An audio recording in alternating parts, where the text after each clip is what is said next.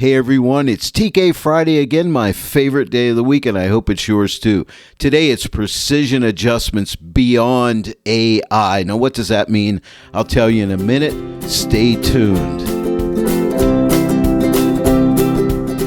Hello everyone and welcome to the Joy of Editing with Dave Kelly. It's TK Friday again. Aren't you excited? I love TK Fridays.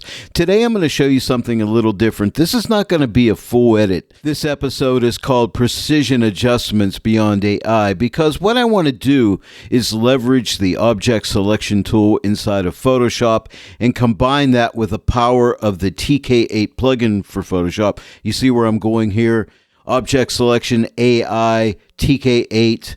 We take AI and go beyond it with TK8, and we can do some amazing things, and I'll demonstrate that on this image today of Pittsburgh. Now you'll be able to download this image. I'll have a Dropbox link for it and the PDF notes, and yes, I do have PDF notes for this. These notes are dealing with the object selection tool, as well as I have two different methods that we can use. One works with a mask calculator and the other one doesn't. So if you like the mask calculator, you're going to want to work with the mask calculator.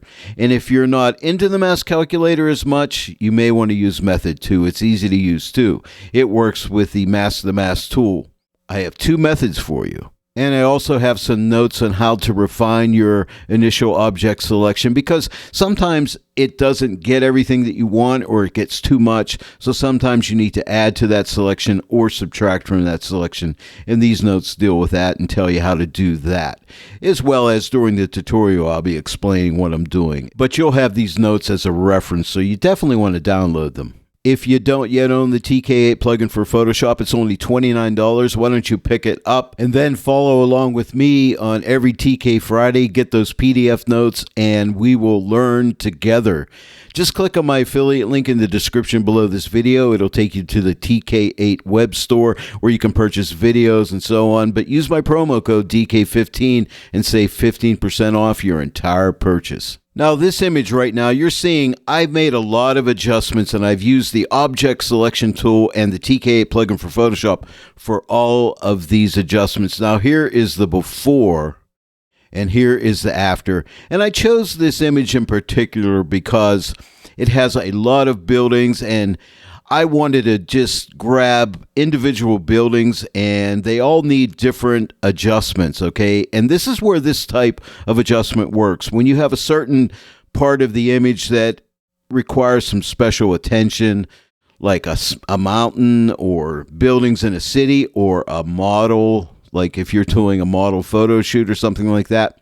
I'm going to have part 2 to this next week where I'll be dealing with a image of a model and some other images, showing you how you can take this even further. But today I just want to give you the breakdown and the know-how as to how to work with this object selection tool along with the TK8 plugin for Photoshop. And when we're done, you're going to have a new tool to add to your editing capabilities, which is exciting to me. On the notes, you really want to check this section out right here. It's dealing with the settings and things because I have recommended settings. For instance, you want to have sample all layers checked on. That's very important. You want to have hard edge checked on. Super important because if you don't have that checked on, your selections won't be as good as they could be. So you want to have that on. And then this button right here is super important because this sends feedback back to Adobe, and it helps them to improve their AI. All right, let's get started. Before I make that first selection, let's talk about the object selection tool. Let's look at my tool wheel over here. You'll notice if I hover over the object selection tool, it says the shortcut is W. However, if I hover over the quick selection tool, it's got a shortcut of W. Well, that's kind of strange, right? But if I hover over Magic Wand, it also has a W. And basically what this means, whenever you click on a tool like the object selection tool, and then I go to a different tool, say like the brush tool, I'll type B, and there's my brush tool, right? If I type W, the last of those 3 tools that I've used will be the one that comes up. So if I type W, there's the object selection tool. But if I change to, say, like the quick selection tool, there it is, and then I change to a brush tool, and if I type W, the quick selection tool comes up again. So in our case, I want to use the object selection tool. So you want to click it from the tool wheel the first time that you start. And then when you switch to different tools, if you type W, it will come back up again for you. Let's get to really know this tool. Okay, so here's our object selection tool. Now, right here, when you have this checked on, this is going to give you a new selection. In other words, if I go ahead and select this building right here, you can see my selection. If I want to add to that selection, if I click on this icon, it'll let me add to the selection. In other words, say I want to add this other building to it. Now I could come here and you see that gets added in there. Or if you want to subtract from the selection, click on this and I can subtract that building from the selection. And that's important because a lot of times the object selection tool doesn't get exactly what we want.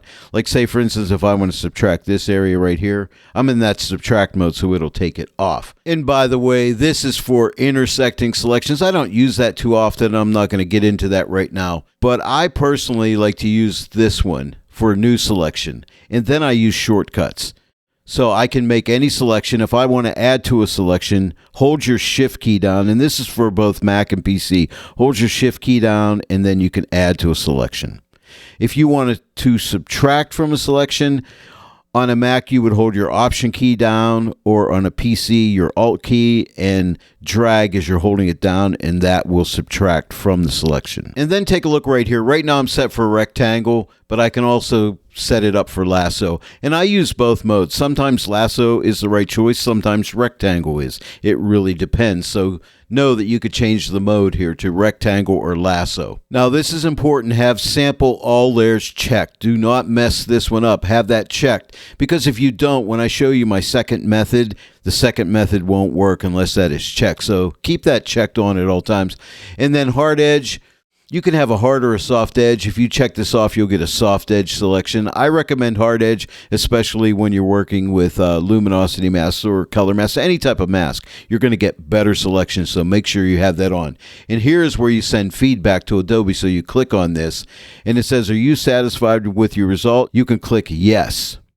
And it says feedback was successfully sent. Or if you felt you had a bad result, click this and say no, and now you'll get a selection feedback dialog that comes up, and let them know what went wrong. Check off what your problem was. You can, add some details about the issue, and you can include the image so they can examine it. Now, let's say I felt I didn't get an accurate object edge. I'd click that, and then I would click submit. I'm not going to do that because I felt I got a good edge, but give Adobe this feedback. Not only will you help them, but you're helping yourself when you help them, because the AI will be improved. Please bear with me because I just want you to really understand how this object selection tool works so you can get the most benefit out of it.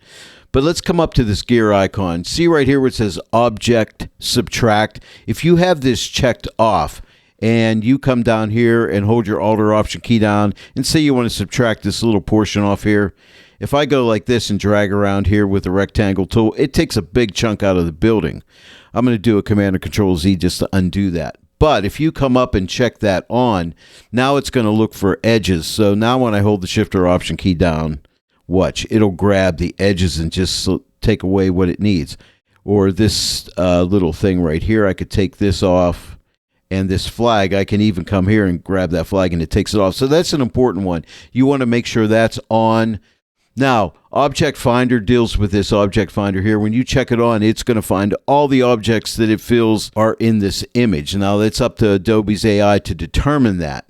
But if you have auto refresh on, it's going to use more computer resources. So I recommend that you keep this to manual. So check on manual. You can change the color of the overlay right here. You have different choices. I like magenta because there's never a lot of magenta in any image. So it really lets you see what it's selecting. Then we have outline 0.0 pixels. This is what I recommend, but you could put an outline around when you're using the Object Finder of the area that it's selecting. I don't like that. You can play with that, click here and adjust the pixel size if you want to. I don't recommend it. But then you have overlay. You can adjust how strong that overlay is, from 100% to whatever you like. And I like it somewhere around in this area right here, but you could play with that.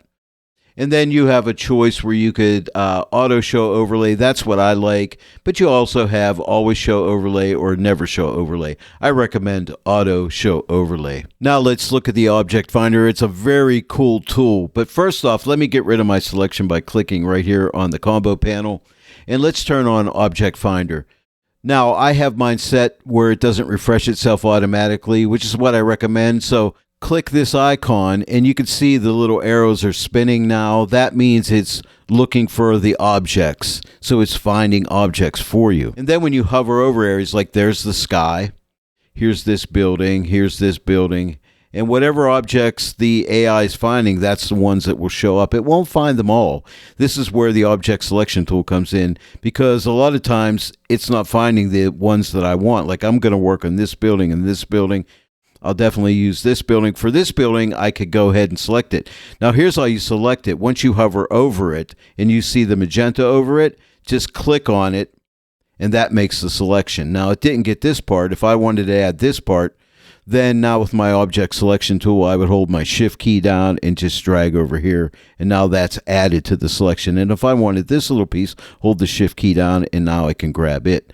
But that's where that Object Finder is good. If you really want to get to a building like this one, I just click on it and it's selected. But you notice I don't have these selected now because I have this set on this first mode here, so it's only going to do one selection. But if I hold the Shift key down, this also works with the Object Finder. If I hold the Shift key down, I can add that building, I can add this building, and you see they're all getting marching ants. I can even add the sky in with that as well. Now let me go ahead and clear all my selections. And then I want to show you one other thing, and then we'll get into our selections. But this was important that you understand all this stuff. Now let's look at this icon. If you click it, it shows you everything that's selected. Everything in magenta has been selected. So this is a good indication of what you can use. And now just click on this icon again. Now we don't see anything. Or you can hold your N key down. If you hold your N key down, you'll get the same result. You can see all the selections, okay? Release the N and it goes back. So that's really good for determining what has Adobe's artificial intelligence found for you. If you sat through that intro on the object selection tool, you know a lot more about it, I guarantee you. And now we're ready to make selections and use the TK8 plugin for Photoshop along with those selections and go beyond AI to infinity and beyond. We're going to start out with method one. We start out with an object selection tool, then we come up to the multi-mask panel and we click on My Channels. We're going to select the active selection, grab a mask calculator, type X for intersect, then we X out of the active selection. We go and we choose a mask. It could be any mask that we feel is the right one. Then we're going to make any refinements to that mask. Then we're going to click equals, and then we're going to output it to possibly a color grading tool or whatever kind of a tool here that you would like to use. Now you'll notice I have my Object Finder checked on. I've already refreshed it, so I can hover over the image and find things that I want. And remember, you can type your N key, hold it down, and you can see all the areas in magenta are the areas that it has found, or the objects it has found. I'll release the N key. So I'm going to hover over the UPMC building. I want to adjust it first. So let's click on it, and it selects it here.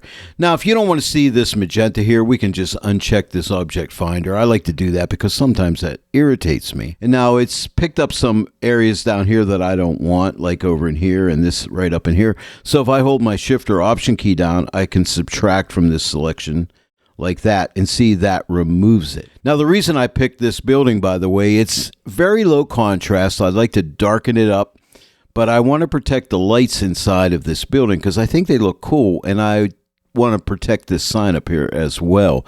But I want the rest of the building to go dark. So how can we do it? Now, also notice this light pole is still a part of the selection as well as this flag. That's not going to be a problem, and you'll see why with the power of the TK8 plugin for Photoshop. Now, all I need to do is come up to my multi-mask panel, but wait, where is my multi-mask panel? Well, I was using the color grading tool. So let's X out of the color grading tool, and voila, there is the beautiful multi-mask panel. Now remember, this is method one, the mask calculator method. We got to come up and click on My Channels and click on the active selection.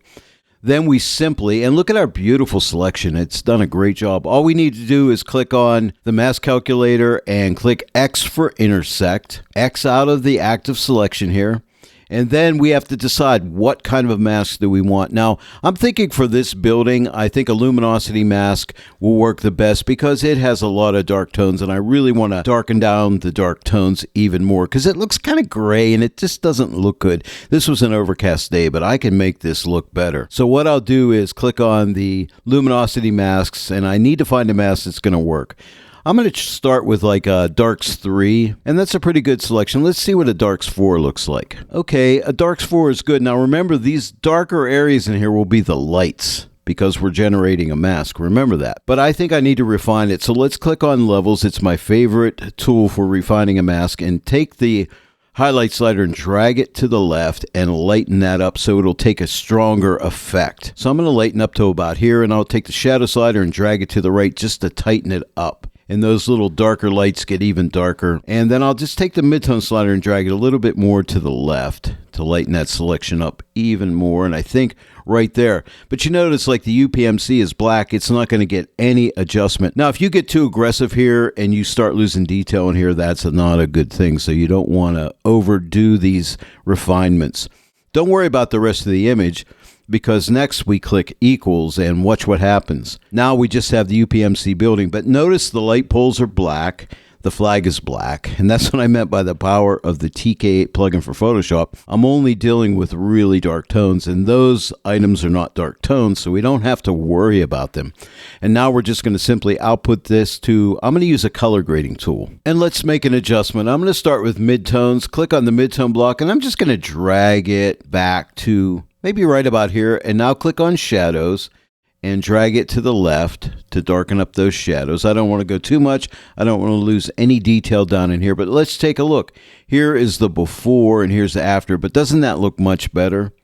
Let me go back to midtones and maybe darken them up a little bit more. Not much happened there, but I think it looks better. Let's go back to shadows, maybe a little bit more on the shadows. Right there. Let's see. Here's a before and here's an after, and I like it. Let's find another building. I think I'm going to work on this building, bring out these blue windows, and see if I can make this building pop a little bit more. So I still have the object selection tool, but let's turn on the object finder because I think that's one that is found. Now you'll notice if I hover here, nothing happens. Even if I type my N key, nothing happens. I have to refresh. So let's click this and it will go ahead and refresh itself. And now let's hover over this building, and yes, it has selected it. So let me go ahead and click on it, and now we see it has a selection. And I always shut off Object Finder just because every time I hover over a building, it's going to go magenta. And as I said, it bugs me. But right down here, it's got a little bit of this Heinz ketchup bottle. This is the Heinz History Center, by the way, or History Museum, or History Center, I'm not sure.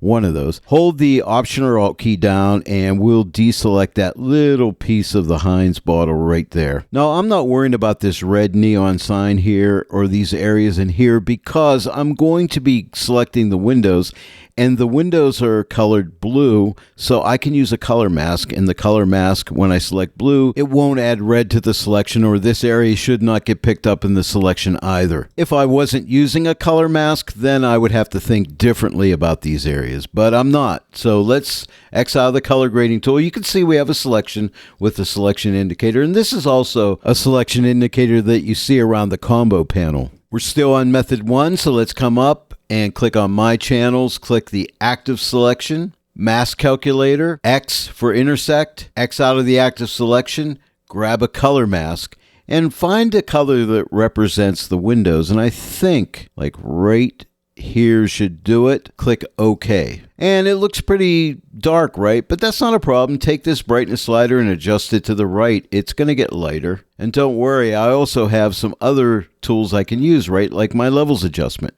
But look how it's nicely selecting those blue windows. Now I'll take the highlight slider and drag it to the left to really lighten up that selection to maybe right about there. Let's take the midtones and drag it to the left. They'll get even lighter.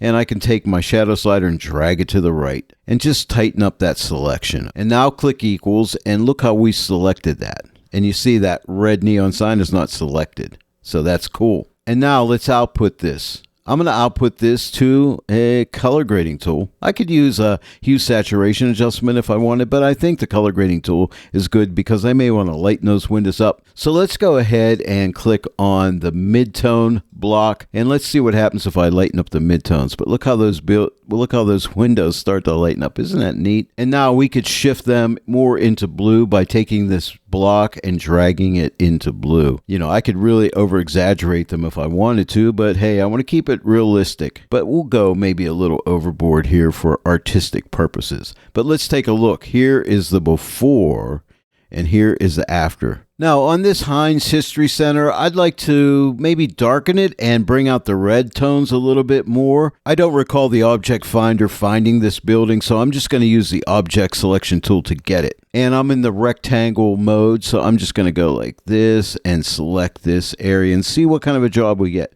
Yeah, it does a really nice job. Now, it selects the Heinz sign, and it's red. The building's red, so I'll hold the Option or Alt key down and use the rectangle tool and select that out, just like that. I don't have to worry about this pole because I don't think there's any red on that pole. And now there's a lower part to the building down here, so I'm going to hold my Shift key to add to the selection. And let's see if we can just grab this down here. Let's see what kind of a job it does.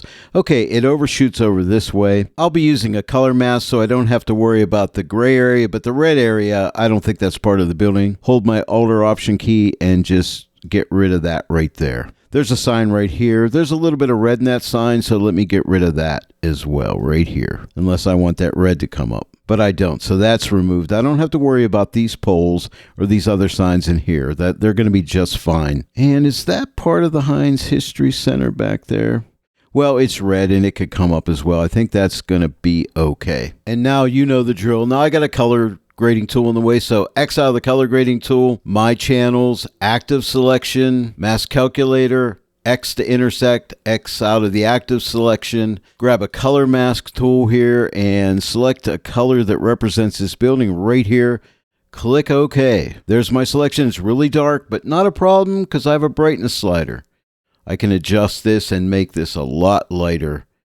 And you know what? I think that's okay. I don't really think I need to make this any lighter. I think I'll get enough of a selection there. So let's go ahead and click equals. And there's my selection. Now let's output that to a color grading tool. I really like this color grading tool. It does a great job. I'm going to go to midtones.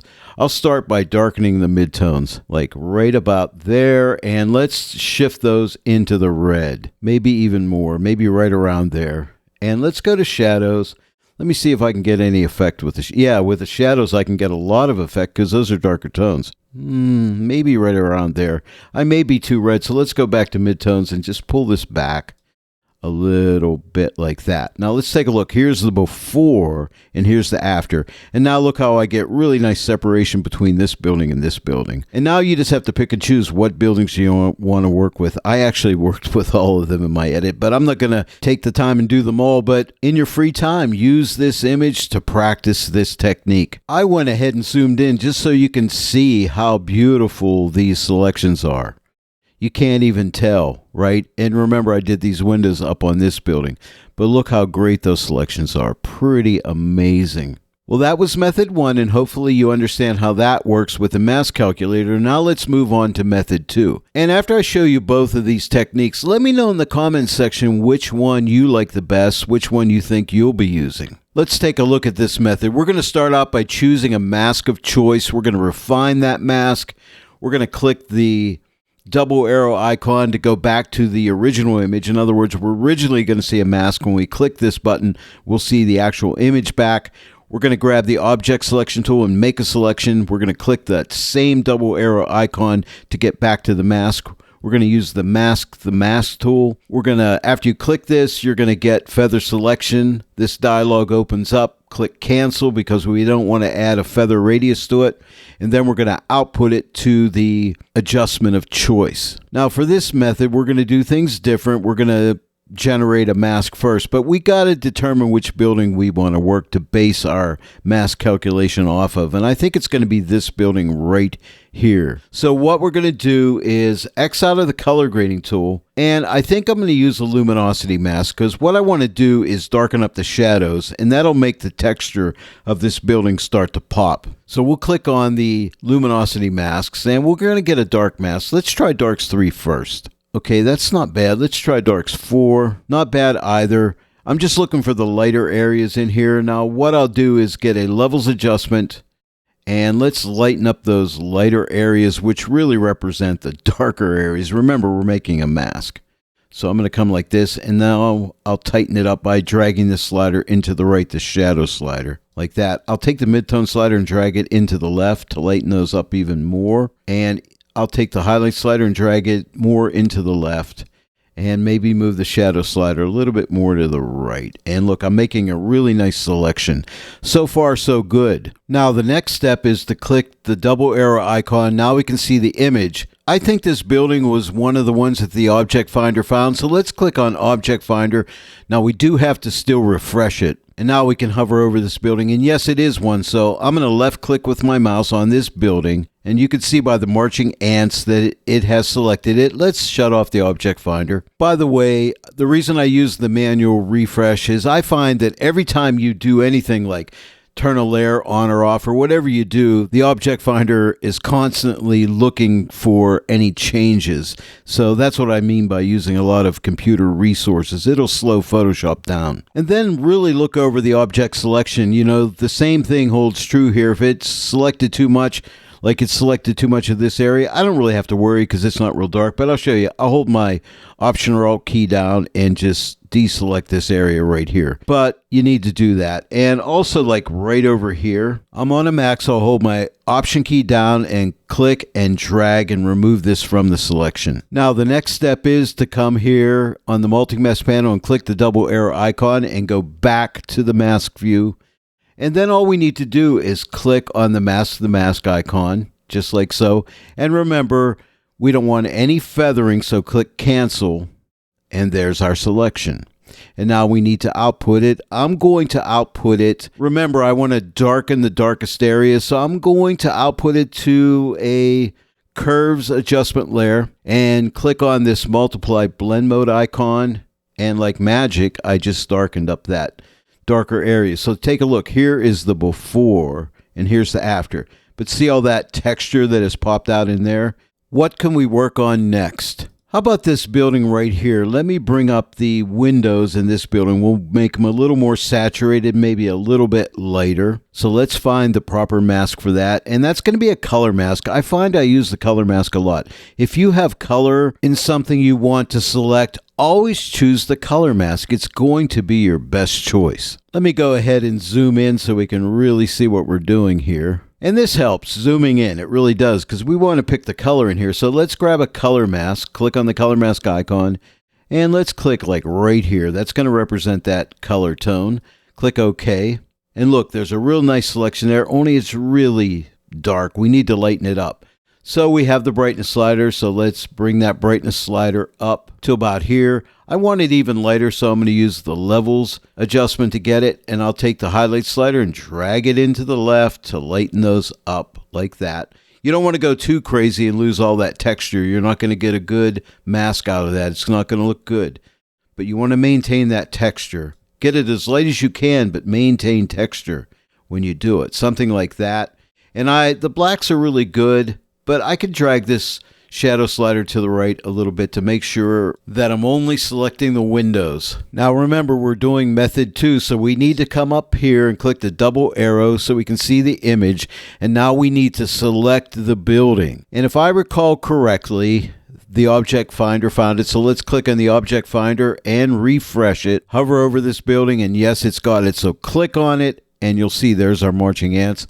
I'm going to shut off the Object Finder, and it's made a really nice selection. I don't even think I need to refine it. Now, you know, it's got into this building a little bit right here, so maybe I will.